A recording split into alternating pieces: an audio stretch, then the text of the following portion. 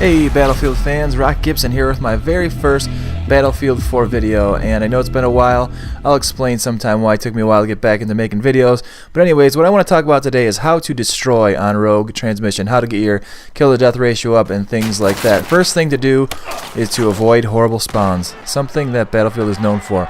But that was the first spawn of the game. But I didn't mind what happened next. I don't know if you saw that, but an enemy right there got RPG'd and he blew up. So I wanted to show you that. But yeah, thanks for the bad spawn, Battlefield. This is the second spawn of the game.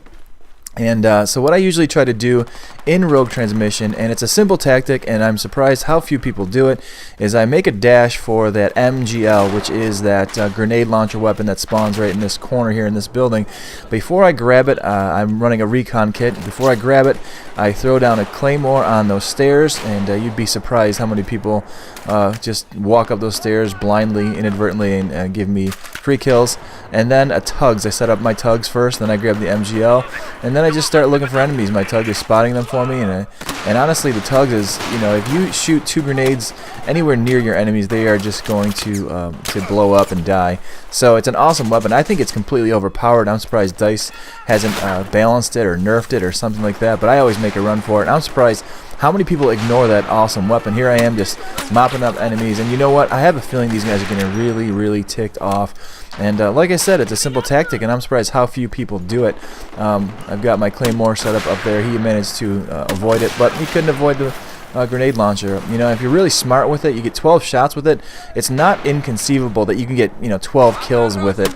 I was on my last shot, so I figured I'd try to hit that guy. I get sniped by this guy. He's up here on the crane, which is a favorite spot for snipers to hang out on Rogue Transmission. I personally don't like it that much. I don't think it offers that much cover. Once you get a shot and a kill on the kill cam, everyone knows you're there, so you can't really hide. I think a better tactic is actually to jump from there and parachute on the other building, but that's just me. So I know that guy's up there, and I'm seeking revenge. I change over to the M98B.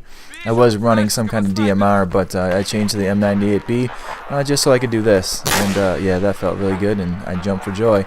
Yeah, so I don't like to hang out up there. Normally when I play Team Deathmatch, I usually like to run Assault because I feel like that's giving my team the best chance to win. Even though I'm running Recon, which is my preferred kit for this map on Team Deathmatch, setting up a tugs is totally helpful for your team.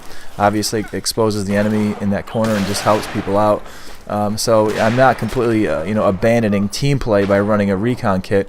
And again, the MGL spawned, the grenade launcher spawned a second time, and I'm just putting it to good use. And so this is just a real simple way to get your kill to death ratio up really high, is to just own this building. And if there's enemies in there, you can you and your squad mates can flush them out and just try to own this building. It's always harder to try to take an enemy that's already entrenched in, and if you communicate with your squad mates, you try to just take over this building, you can see a lot of the map, and you can just do really, really well. If somebody, the other team has already done that, they had the same idea, then like I said before, I would suggest getting somebody on that crane, a sniper with a spawn beacon, and have him parachute down on the other building across, and just set up a spawn beacon up there, because you can harass enemies from that other building who are entrenched in this building. I jumped off, parachuted down, got a shorty kill, I should say, rather, so that was really fun. I'm doing really well. I don't have a lot of deaths. I did have that one early on in the beginning, which was through no fault of my own, but Battlefield is known, 3 and 4, and are known for giving you bad spawns, and yeah, it just happens, so you just have to live with it. So there's another guy camped up on the crane and just giving me like a free headshot, so yeah, go ahead and hang out up on the crane, I totally don't mind. So yeah, so what I try to do is I always try to set up a tugs and a claymore right away, just to get those free kills, just to help out the team with the tugs. At this point I know we're gonna lose. There is a claymore kill, thank you very much, buddy, you found the prize. So at the end of this game I know we're gonna lose, so I'm just trying to get a couple more kills. I see a guy over here. I love when you shoot a guy and the vapor trail goes through him but you don't get a hit marker. I hit him, but I get killed in the process. Props to Ninja Burrito there for a good kill, but I get revived, and when you do, you gotta say thank you to your teammates, acknowledge their efforts, and even if it is in Chinese, it means something. So thank you, domo arigato. That's Japanese. So at the end of this game here, I'm just trying to get a couple kills. Shot that guy, he was already dead.